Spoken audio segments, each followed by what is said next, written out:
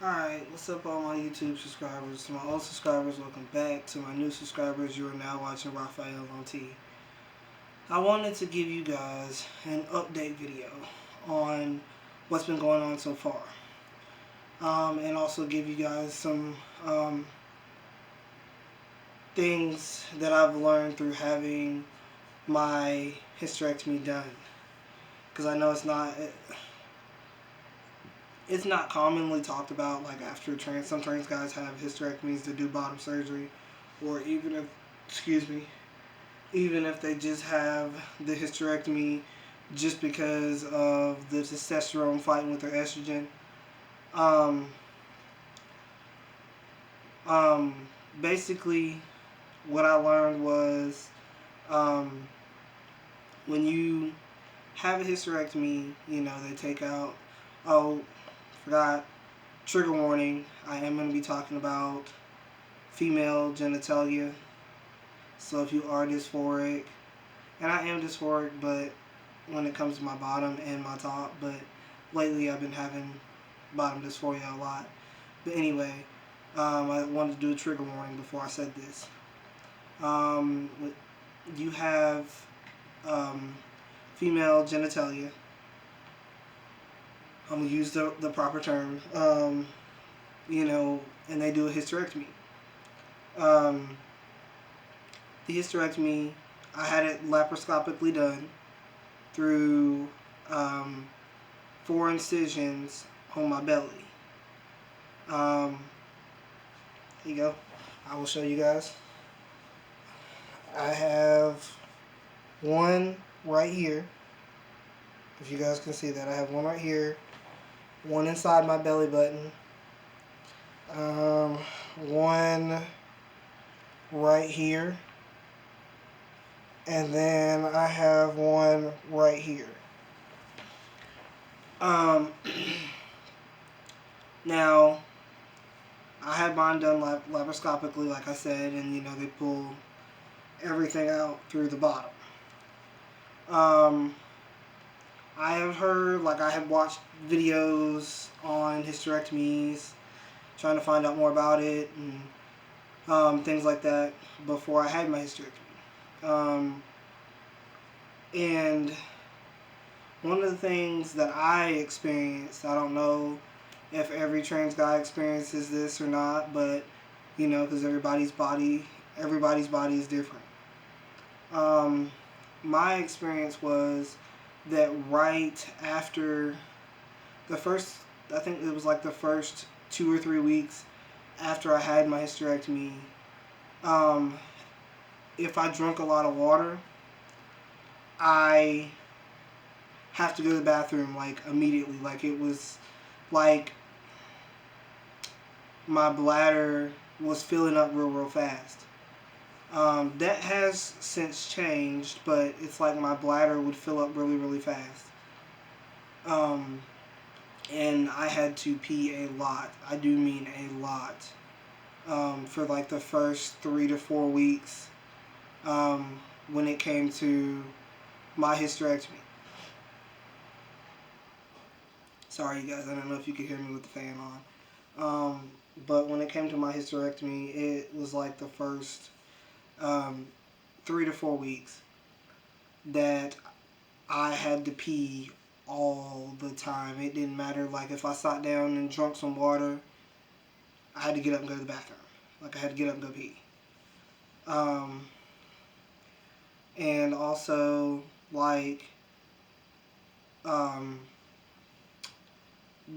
from the video that I watched, it said that your it's called pelvic wall collapse or something like that, where you're supposed to do pelvic floor exercises after you have your hysterectomy, to keep that, I'm guessing, from caving in or whatever. But thank God, by the grace of God, I did not experience that, because that is one of the things I was concerned about. I know, even though, where I'm having bottom surgery, it was just one of the things I was concerned about. but thank God it didn't happen. Another thing is that another thing I heard was that when a person has a hysterectomy, their sex drive goes down. Mine did not. Like, it went from, um, when I first started testosterone, it was, constant. A lot of trans guys know that as soon as, as soon as you start to sorry, I can't speak. As soon as you start testosterone, you end up, with your bottom growth. And then, with bottom growth, you like certain type of underwears rub up against it, and, you're hard for, and then it gets irritating and frustrating because, like, you'll get horny and you'll get hard and won't even know why. And won't even understand why. But it kind of went back to, like, my sex drive kind of went back to when I first started T. Like, it's went up a lot more since, like, when I first started T, and then I've been on it for a couple of years, so the sex drive kind of went down a little bit, but now it's peaked up again. So, for me, I did not have the issue where I ended up not, like, my sex drive went down. That wasn't an issue for me. Another thing is, like, I've been told is, issues getting wet or moist down there. Um, that that did not happen for me. I still have um, the I don't really know what you would call it or whatever, the fluid. I still have that issue, that I still have that where, I still get, you know, wet down there. Even though, from what I've understood from other trans guys is that, they have trouble with that issue because of the T and also after they have the hysterectomy. But I didn't have that issue. So, those are the couple of things that I've learned through having a hysterectomy, things that changed and things that did not change. Now, I'm going to get into talking about preparing for bottom surgery. I finally have a surgery date. It's in August of next year. I did my first session of electrolysis on the 15th. Now I do have a tattoo.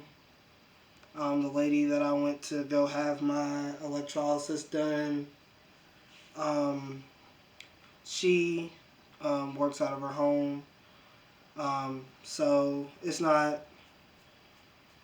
super crazy expensive.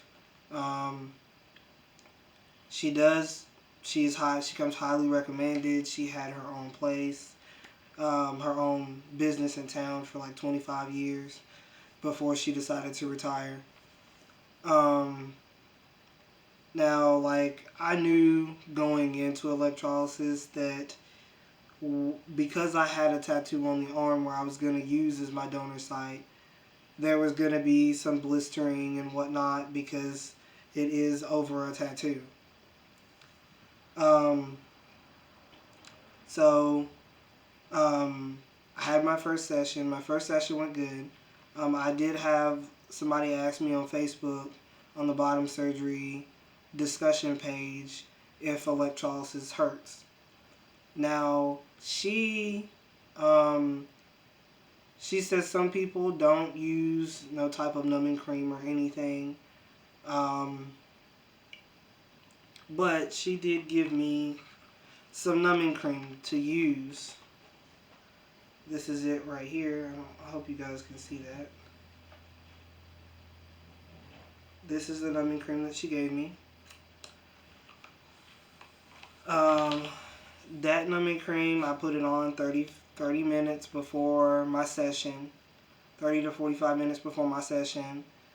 She's very, um,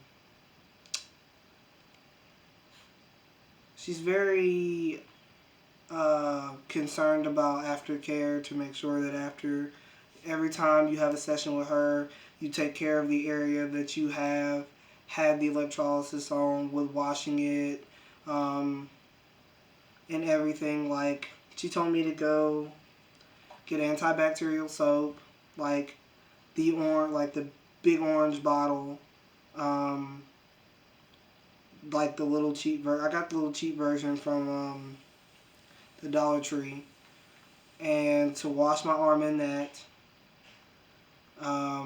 Then after it dries, to get a pan or bowl or whatever, well, a bowl, and put hot water in it and Epsom salt. The Epsom salt helps kill the close off the pores, she told me, and make sure that there's not any infection or anything or any inflammatory. It keeps it from being inflamed. So her method is you take the Epsom salt and put it inside the hot water, let it sit for like maybe 30 seconds. Then take a cloth or bath rag, rub some of the Epsom salt out, put it on the rag, and then put it on the area and hold it on the area for about 10 to 20 minutes. And then you go to the sink, you rinse it off, and you just lightly rub the area with the rag that has the Epsom salt on it. And then you rinse it off, let it dry, and then to moisturize it, to use Vaseline, which is petroleum jelly. Use Vaseline or baby oil, because you don't want anything to get trapped. Any type of liquid, like if you use regular antibacterial soap, because she just told me to use hand soap to rub on the tattoo. Don't use anything that's harsh, because for my next session she wouldn't want to do that and it like get trapped inside the hair follicles, and possibility for me to get an infection because it leaves the follicles open. It makes it hard to get it out of the follicle once it's sit on the skin for a minute.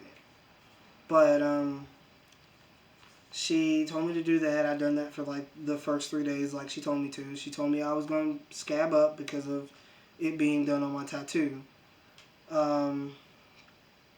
So her aftercare, like she really harps on the aftercare. After you do that, you let your arm dry, or you can pat it dry with a paper towel. And then you wait until your arm is completely dry, and then put the petroleum jelly or the baby oil on it.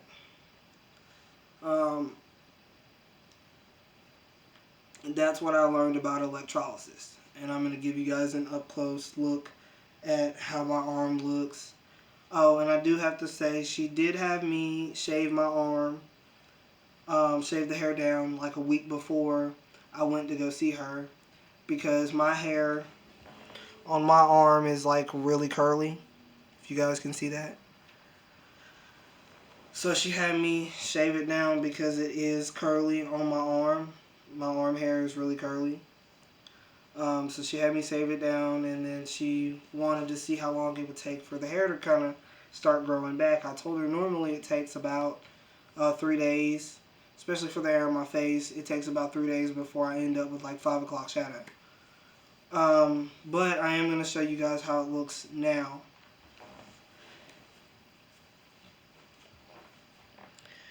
It is kind of scabby right there. from her doing it over my tattoo. If you guys, hopefully you guys can see that. But it is pretty scabby, scabbed over on that part of my arm. I have my next electrolysis appointment on the 28th. She does an hour for like $60. So you really can't beat that compared to going to, one of these big clinics and paying, $120 a session or $110 a session. She does $60 for 1 hour. My next appointment is for 1 hour. And then my appointment after that will be for 2.5 hours. Because, like I said, she puts the numbing cream on my arm and I really don't feel it. And before I know it, an hour's gone by. So, that's the update on hysterectomy and electrolysis. Like I said, I finally have a surgery date for bottom surgery, which will be August 31st of 2022. I'm shooting for that. I'm excited. I'm super, super, super, super excited.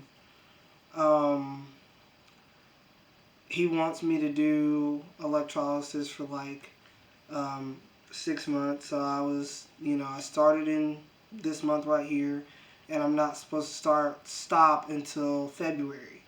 But she does not believe that my arm hair is going to take that long. It's not going to take that long to remove all of my arm hair.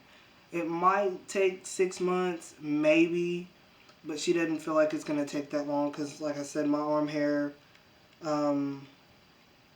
has grown back since I cut it the week before for her to do electrolysis, but it's not growing back really fast. So, and from what I understood from Dr. Chen is that you have a hair cycle every 3 months. And, from what I learned on TV, your hair grows 1 inch every month. 1 inch every month. But, my arm hair, like I said, it's not growing back like really, really super, super fast. So I don't think I'll have to go all the way up until February of next year, but we'll see. And as far as bottom surgery goes, I'm going to also make a video for you guys about things that I'm going to buy or purchase for bottom surgery. I've already got a couple of the things right now. I went and bought some gauze and some of the clear 3M medical tape for when I have my first stage, for the wrap so that I can put the tape on it. I bought 2 of those, and I bought some gauze and everything to go under my phallus. The only thing I really haven't bought is like the antibacterial ointment and things, the zero form and things like that. I hadn't bought that yet, and I did buy some of the adult pads or whatever, the pads that you put out on the bed to keep the bed from getting blood on it or whatever.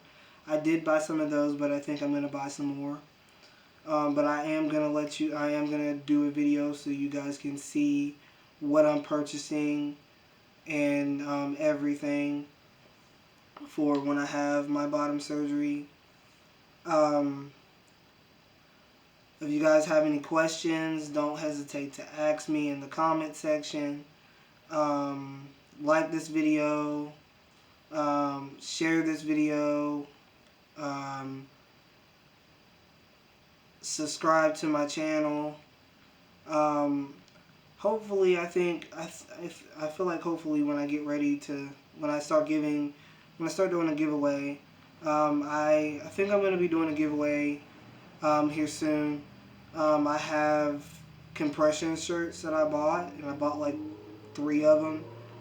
Um, and they're a medium. Um, and I'm still kind of big chested, and I think I probably needed a large when I ordered those. But I'm gonna be um, giving away 2 of those soon. Um, these are for trans guys that feel like they need a little extra support, because I felt that way when it comes to binding. Like, especially if you get the binders that stop here, I don't feel like I get enough support anyway. Um, but if you got, like I said, if you guys have any questions, don't hesitate to ask me. Um, if you guys, like I said, don't hesitate to ask me. Comment, like, share, subscribe to my channel. I'm really trying to build my following, you guys. I try to do, trans related topics. And as I always tell you guys, can nobody be you but you. So if you feel like you need to transition, and if somebody's stopping you, they really were not your friend in the first place. But you also need to make sure that when you get ready to transition, that you are fully ready. Because I would not want to transition if I was not ready. So I tell people, I waited until I was um, 25. I waited until I was 25 before I started transitioning. So like I said, you guys, like, comment, subscribe, share, and you guys have a great rest of your day. Peace.